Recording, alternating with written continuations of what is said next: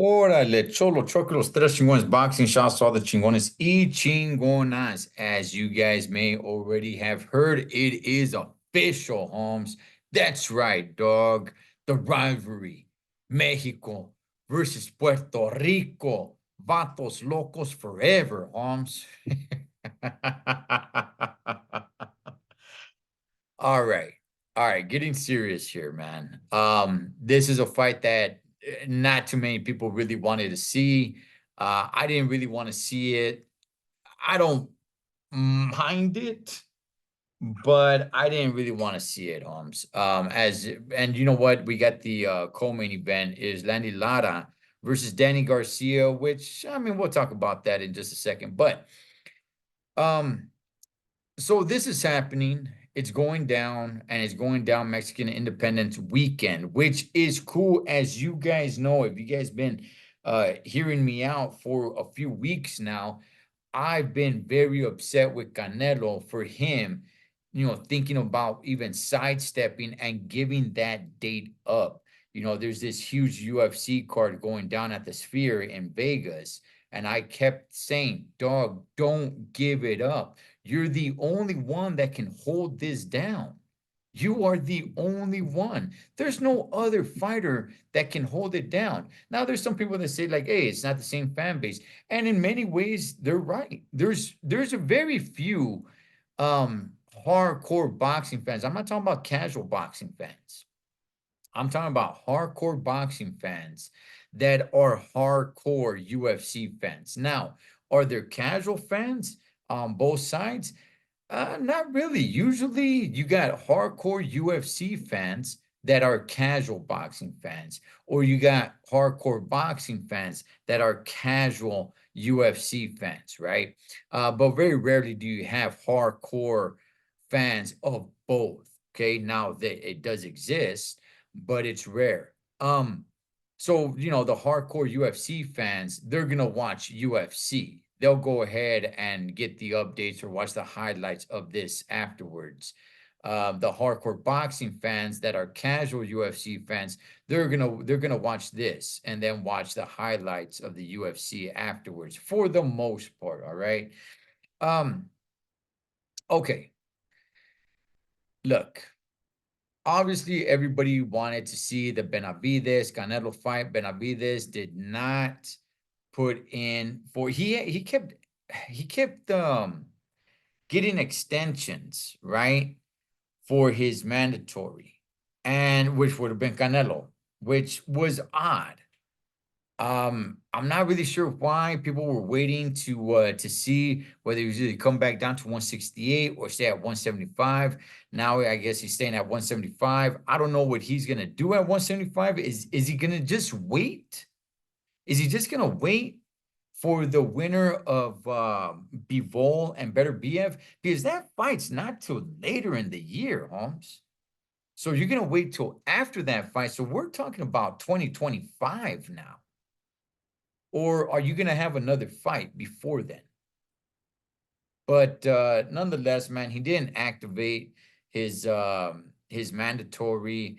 And not to say that if he activated it, that he would be fighting Canelo. That's not what I'm saying, because he may have activated and Canelo was said, like, doesn't matter, I'm not fighting you. But nonetheless, this is the fight that we're left with. Two undefeated fighters, man. And I'm sure they're gonna build Berlanga up with early in his career of him knocking dudes out, because that's what made him popular. I think he went 16-0 with 16 knockouts, maybe 15. One of you guys could let me know. But that's what really got him on the map, because he was knocking dudes out in the first and second round, but he was knocking out a bunch of tomato cans, a bunch of nobodies. And then when the competition stepped up, that's when we were able to see, like, wow, this fool sucks, man. So look, here's the thing. Um, you have notable names in the co-main event, and that's all I really need. Would I like to see a better co-main event? Yeah, I would, but it's better than just having a bunch of dudes you've never heard of, unless they're gonna put on jam-packed action fight. But Islandi Lara versus Danny Garcia, been hearing that fight trying to be made for about a year, maybe even a little bit more. Danny Garcia moving up to 160, even though he was small for 147, he was even smaller for 154, and now he's even going to be even tinier for 160. I think Erislandy Lara puts hands on them, but hey, it'll be fun to see for me at least. And look, for Canelo, he hasn't really gotten a stoppage. I don't know how long. So this at least will get you to tune in. Remember, Edgar Berlanga has not lost. He's undefeated. All right. So I think this would at least get you to tune in to see a knockout. Oh, you know what? It was Caleb Plant. Now it came to my mind. It was Caleb Plant that Canelo stopped. And Caleb Plant was trying to get a fight with Berlanga. But hey, man, the Boricua, he knew what was up, man. He knew he had a good shot in making this fight. So he was never going to take that Caleb Plant fight if he could get a Canelo fight. And look, as while I'm recording this, still don't know about any of the other fights on the card. I'm really hoping they put a couple of good ones on there, even if they're showcase fights. All right. If you put a notable name in there against a nobody, so be it. Even if it's a showcase fight, that'd be cool just to see some stoppages, just to see somebody work, just so somebody could have a stay busy fight. I'm cool with it. I don't know how much this pay-per-view is gonna be. I'm hearing it's like $80. Like, damn, dog. But it's Canelo. It's Canelo. Now, the thing is this it for Canelo in the year of 2024? There's talks, hey man, it could be a lead up to Terrence Crawford. But if he's gonna fight Terrence Crawford, I would like him to fight him in December and not wait till next year. Terrence Crawford has a fight coming up here very, very shortly this weekend at 154. So he's not gonna fight after that. If he's gonna get a Canelo fight, Cinco de Mayo weekend, then neither one of these guys is gonna fight Canelo or Crawford. So what's the point in waiting? I would say do it in December. But if you're gonna have a Canelo year and you fought Munguia, which is it's nothing to sneeze at. I mean, it's a pretty decent opponent, Jaime Munguia. It wasn't a bad opponent, homie. He was all right. But this opponent right here, this fool sucks, dog. So for Canelo to have a year where you fight a vato who's sorry as hell and just try to live off the history of Mexico versus Boricua, but we know the Puerto Rican sucks, even though he's undefeated with so many damn knockouts. You could fool the casual boxing fans. All right, the casual boxing fans are gonna see this and be like, "Oh, damn! Look at this!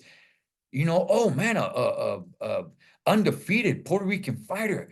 Damn, look at that, man. He's got so many knockouts. You could fool the casuals, but you're not gonna fool the true boxing fans.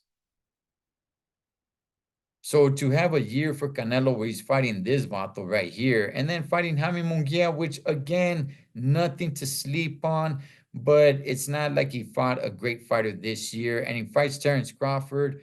Again, it's going to be a little bit of a weird year, but at least you can say, look, I fought 3 times, man, and I fought Munguia, I fought Berlanga, I fought Crawford.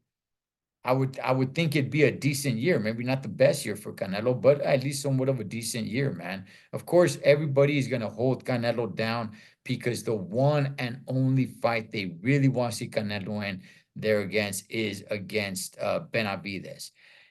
Outside of that, I think people are just keep on criticizing his opponents until he fights Benavidez. But Benavidez should have activated his mandatory. But like I said, if he did, that didn't guarantee him the fight. But what's your guys' thoughts, man, on this fight coming up? It's official, homie. And who do you guys want to see in the undercard? Since the co-main event's already there, who do you guys want to see in the undercard? Let's get a couple of good fights in the undercard, man. But I I'm trying to like it, and the only thing I could like of it is I'm expecting a stoppage. I'm expecting a stoppage. So that's the way I'm looking at it, Holmes. Cholo, choque los tres chingones, boxing shots, all the chingones y chingonas. Catch you guys on the next round.